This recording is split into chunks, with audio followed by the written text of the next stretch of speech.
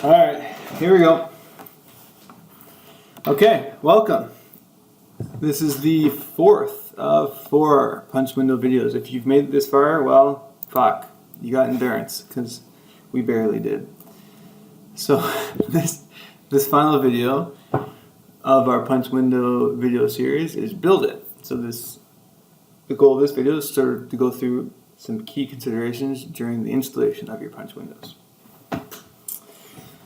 So first off, let's not start installation before we have approved shop drawings. So make sure that your shop drawings are approved by your design team and your client and whoever else has to approve them before you start building on site. Nobody likes a hero. It's not worth it. What the hell does that mean?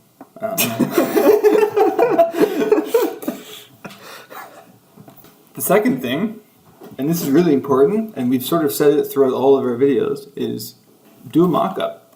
It's so easy, and it allows you to have all the hard discussions early on. So as you can see in this photo here, on this project, we accelerated the frame of 1 punch window. So we're able to get the installer to produce and install 1 punch window frame before all the other ones, and do a AVB, you can see the blue skin here, tie-in.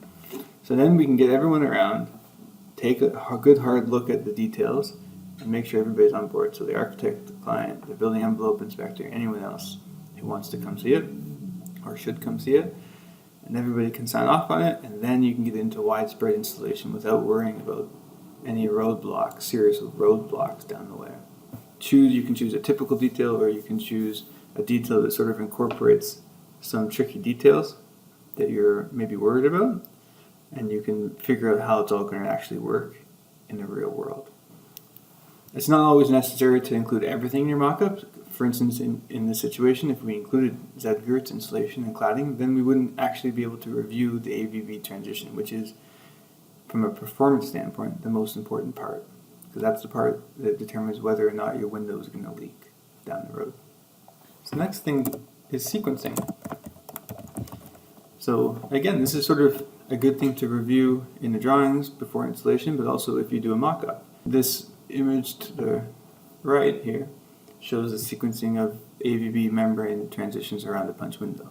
And you can see that you start at the bottom, then go up the jambs, and then do the head tie-in last. Again, sort of like what we talked about in the last video, video number 3, you always want a proper shingle-lapped joint, exactly. So right there, so that it drains water over the joints and not into the joints.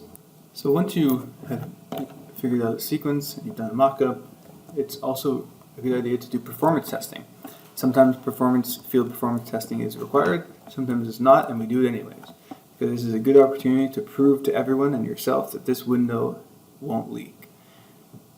If there's something to fix, and you test the mock-up and it fails and you fix it, then you can apply that fix to your entire building and save everyone from coming back 3 years later when the windows are all leaking. When it comes to the installation of punch windows, but any really envelope element, the more eyes the better.